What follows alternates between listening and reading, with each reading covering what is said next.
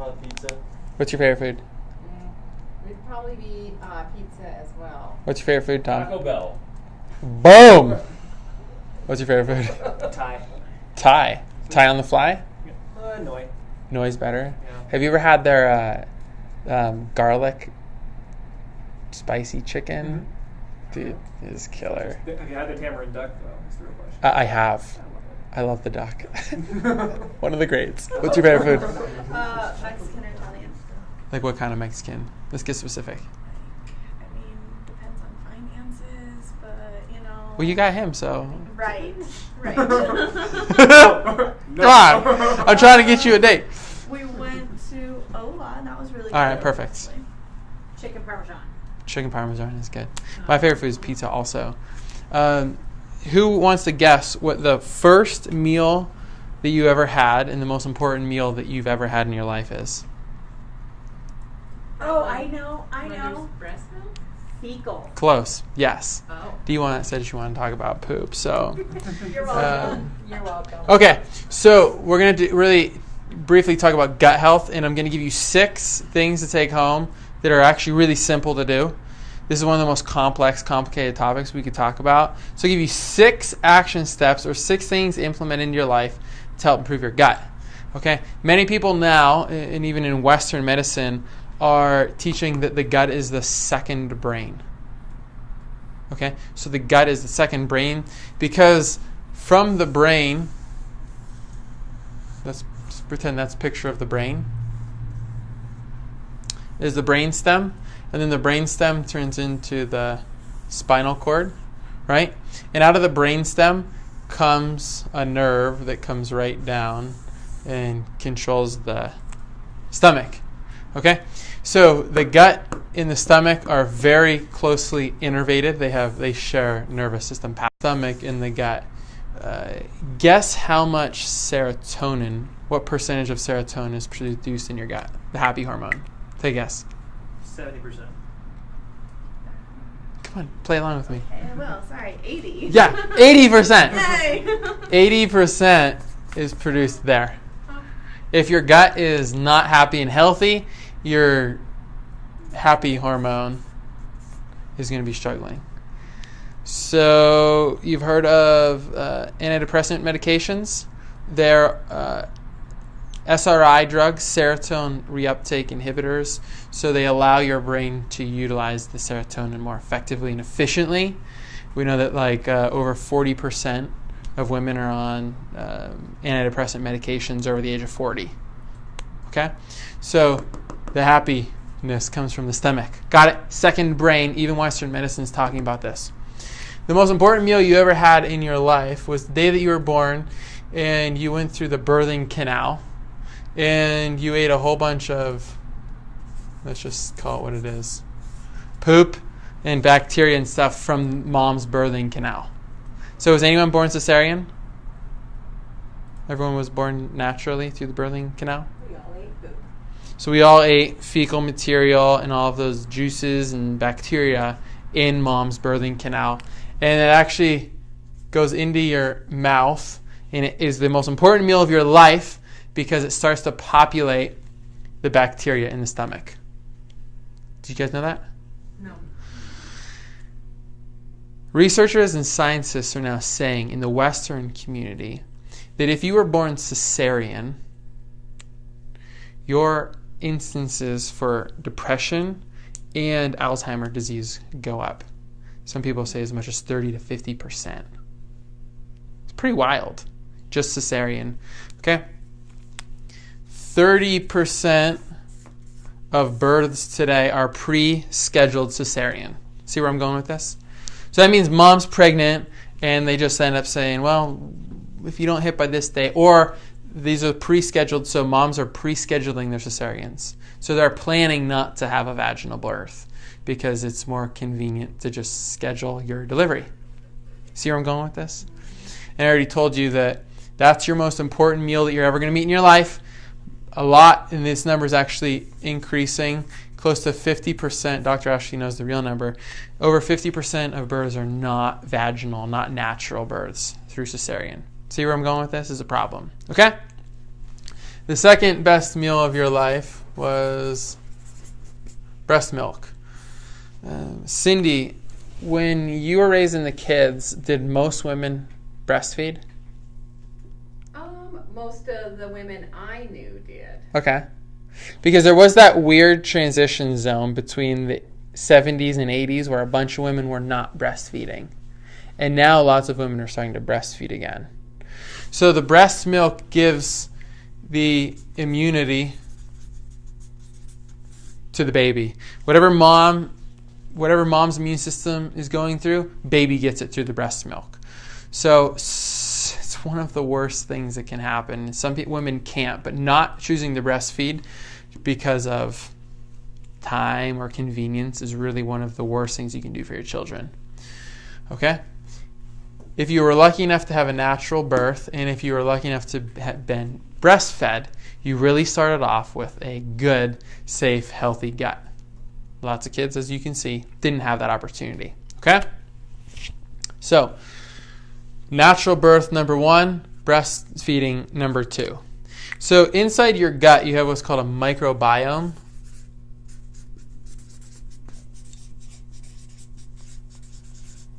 And the amount of bacteria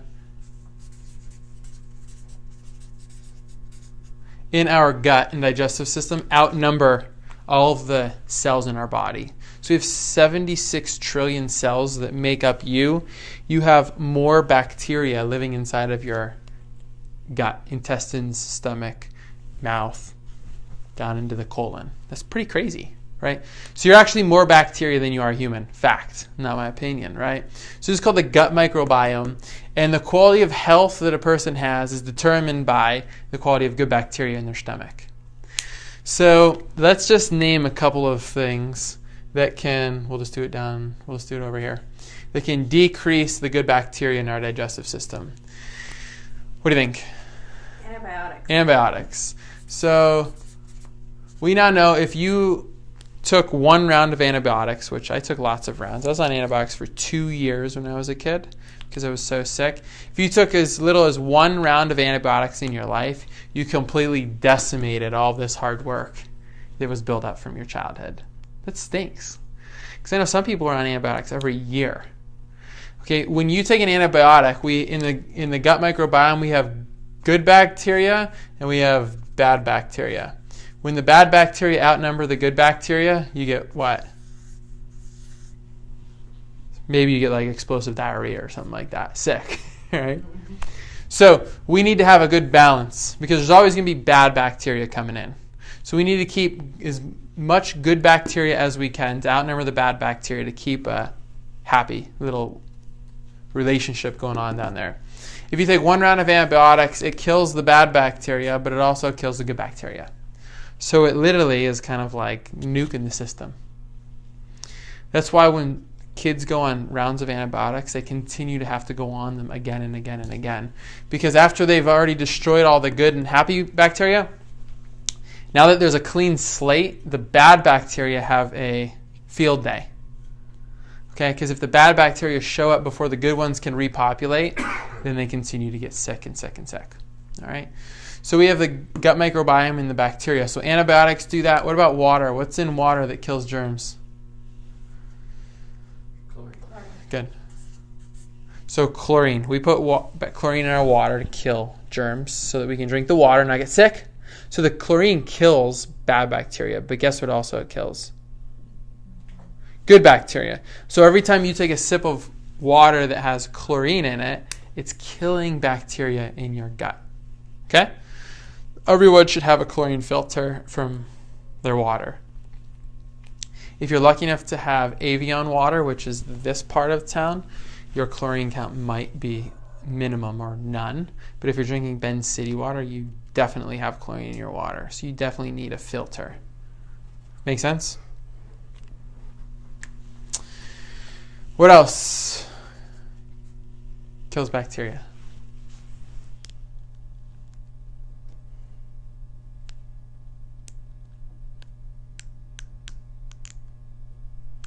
Maybe your diet? I don't know. Yeah, perfect. So the food that we eat. I spend a lot of time in Iowa. And I know a little bit too much about corn. I saw a lot of corn. Okay? Now, there's a toxin. Sorry. So GMOs and BT corn. This is an example of something really nasty that can happen to us.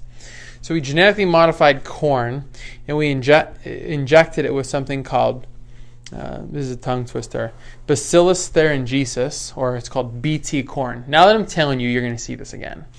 So it's called BT corn, and here's what happens. So an insect comes over and eats the corn, and the corn contains this bacterium that they spliced or genetically modified inside the corn cells. So this bug eats the corn, and this BT toxin starts ripping apart the insect's digestive system, and the insects die. Okay? So the insect comes up and starts nibbling on any part of the plant, the leaf or the corn itself. It starts nibbling on it. This toxin goes into the insect's digestive system and starts ripping holes in the digestive system, and the insect dies. What do you guys think that does to humans? Same thing. The exact same thing. So insecticides, and I'm running out of room. Insecticides are completely and utterly destroying our digestive system. Okay? This is wild stuff. They're finding these things in communities that don't even use it because it's getting transferred into our systems. Mom then breastfeeds baby, and it goes into the baby's system. Okay? The lining of the stomach is not very thick. It's actually very, very thin. Less than a millimeter of lining, and there's only one cell barrier between, once we get down into this layer here, one cell barrier between stomach and the bloodstream. All right. Now, here's what happens. Has anyone in this room ever taken a food sensitivity test? Okay. Do you work out? Yep. You ever take a protein shake? You ever upset your stomach? Nope. Never once? Okay. Did you ever take a protein shake, upset your stomach? Have you? I've never upset my stomach. No. Never upset your stomach? Okay. Are you sensitive to milk or dairy? Are you? I don't think so. You don't think so? I could be. Yeah. Okay. Got it. Here's what happens. That way. If we miss this, and we miss this, and we've had antibiotics, and we've drank chlorine water our whole lives, and we're drinking conventionally farmed food, what's happening to the inside of our stomach is it's getting very inflamed. Okay. Then Isaiah, Yep. you eat a peanut butter and jelly sandwich, and the peanut butter and jelly sandwich is supposed to get digested in the stomach and then go into the small intestines. And there's inflammation in the stomach from all of this stuff. And your peanut butter and jelly sandwich down there in your stomach starts to digest, and it doesn't completely get digested, and parts of your peanut butter and jelly sandwich go through this gut lining because it's irritated and go directly into your bloodstream. Things like peanuts, raspberries from your jelly, wheat from your bread, that stuff goes right through the stomach lining and into your blood. Is that supposed to happen? No. But the reason that it happened is because we've destroyed our bacteria. We're eating all of this bad stuff that I already talked to you about. Some of these toxins are getting in there, and they're opening up the barrier and lining between your stomach and your blood. So undigested peanut protein and undigested wheat and gluten and berries or whatever else get absorbed right through your stomach lining and into your blood. And that's the main reason why children have so many peanut allergies. Okay?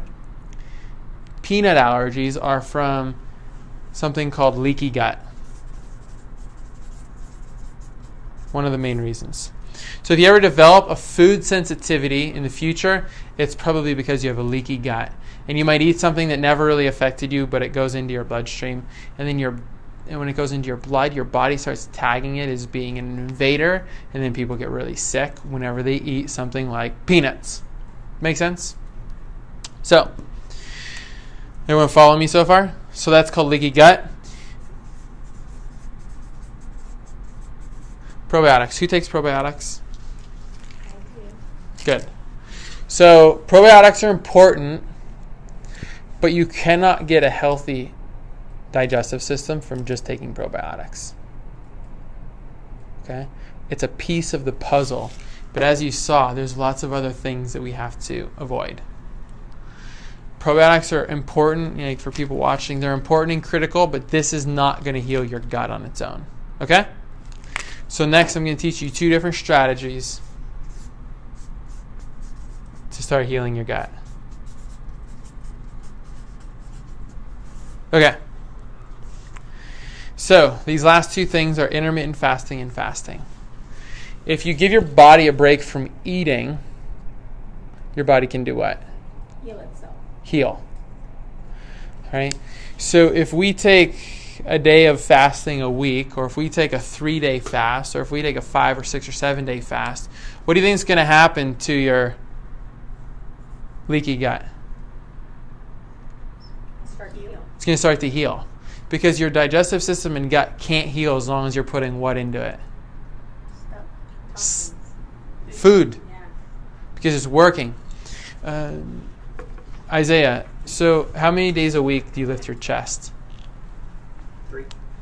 Why don't you do it 6? Work on the other systems. Disperse the weight. But what if you lifted your chest every day? You blow out. Perfect. See where I'm going with this? You have to give your pecs and chest a what? A break. A break. Heal. Same thing is true with your digestive system. One of the fastest ways to heal from leaky gut and food sensitivities is to give your system a break. Okay? Give your system a break. Start by, intermittent fasting, which means you eat your food within a 5 to 7 hour window. You eat all your food for the day within a 5 to 7 hour window, and then you're not eating any food for 18, 19 hours every single day. Intermittent fasting. Gives your body a break, and it allows your guts to heal and your digestive system to start functioning better. An even faster way is to do a water fast and not eat for 3, 4, 5, 6, 7 days. Okay? It really puts all of the focus in healing on the gut and digestive system.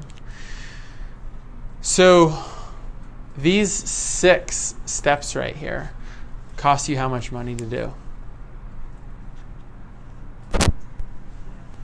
Nothing. Okay? It costs more to have a vaginal birth or a cesarean. Cesarean every single time. This is serious surgery, right? How much does it cost to breastfeed? Nothing. It's the best meal you can give your baby. How much does it cost to, well, that one's kind of tough. It doesn't cost much more money to eat natural organic food. It really doesn't. I mean, trust me, we've run the numbers before. I'm telling you right now, you don't have to run out and spend $82 on probiotics to get a healthy gut. It'll help. But what'll help even faster is intermittent fasting and fasting. Make sense? So the reason I wanted to do this class differently this time is because last time we had a class on gut health, we brought in someone to teach the class, and more people left confused because this is complicated stuff. These 6 things don't cost you anything. It's very simple. And every single person in this room can find one of these areas to focus on. So if no one in here is pregnant and having babies, you don't need to focus on this area. But you can encourage someone who you know who is pregnant. Hey, have you thought about breastfeeding? Are you going to breastfeed? Have you thought about having a vaginal birth? Have you talked to a midwife to do it in a natural, safe way? Can we make sure that we're not eating things that contain GMOs in it? Yeah, everyone can do that. We don't need to rush out and buy probiotics. We can eat things like sauerkraut, kimchi, and kombucha that already have, rather than spending $2 on a soda, you could spend $2 on a kombucha and get live probiotic cultures. I mean, you can eat fermented foods for not much money at all. And everyone in this group can give their body and digestive system a break to allow their system to start healing naturally, So I always bring this up because I was really highly allergic to milk and dairy when I was younger. And I told you I was on antibiotics for 2 years straight. It completely destroyed my digestive system, like literally destroyed it. I was sensitive to milk and dairy. Couldn't have any of it, like not even cheese. I also was really sensitive to brewer's yeast, baker's yeast. I was sensitive to lots of different fruits and vegetables, and it was because of these antibiotics and what it did to my system. I've done lots of intermittent fasting and fasting. I've done tons of probiotics. I eat all organic. I was breastfed. I was vaginal birth and all these things. In the past 6 or 7 years, I can have any of that stuff. I've taken the food sensitivity screenings. I've eliminated all of my food sensitivities. And the way that I did it was from these two things right here and allowing my gut to heal. Someone who doesn't allow their gut to heal is going to have problems in the future. Most of depression starts in the gut. Is there any questions? Beer. Why is it bad? So because it contains corn during the mash Oh, really? process, especially those lower end beers like Coors Light and Miller Lite and Budweiser. Sugar, that kind of stuff. Yes. Okay. Yes. Corn syrup, lots of it. And trust me, they're not using the good corn. So those types of, also alcohol disrupts your digestion. Well, yeah, alcohol's important. Yeah. So, but the main reason for today's class is that because of what the products that they're using in those, corn syrup and the sugars, corn sugars that they're using, very, very toxic. And all that stuff gets transferred right into the corn syrups and starches. There are some organic beers that you can buy. Some of the local beers here in town are really bad for you, like really bad for you. Some of those really dark, rich IPAs are full and loaded with corn syrup, loaded. I was just talking to someone the other day. I said, "Gosh, they said, what kind of beer do you drink?" And I was like, "I don't know. I really don't drink any of the local beers. Like, if I'm gonna have a beer, I'll drink like a Heineken or something from Europe, because number one, they don't use GMOs in Europe, so I know that it's GMO free. And number two, there's not as many of those sugars and all those different brewers' yeasts that they use here, those exotic brewers' yeast to give you that really nice hoppy taste. It's not good for my system." Anyone ever had like 2 RPMs and wake up the next morning and they're... No? I have. Any other questions? And another reason, someone said something about, CO2 and carbonation. I drink that stuff sometimes a little too much. It's really kind of harsh on your system. It's harsh on your system. And it's acidic. It's highly acidic. So the acidity is another issue that really we didn't even get into with this. Okay. Cool. Anything else? What was the number one take home? What'd you learn that you didn't know before you came in? That serotonin is produced in the gut. In the gut, 80% of it. Yeah. 80% of it. So I will tell you, Andrew Wakefield, Dr. Andrew Wakefield, he's from Great Britain. He was the first doctor in the world who connected the MMR vaccination with autism. And the way that he did it was he proved that the MMR vaccine disrupts the gut microbiome. And when he did that, he was able to connect autism as not only a neurological disorder, but also a gut disorder.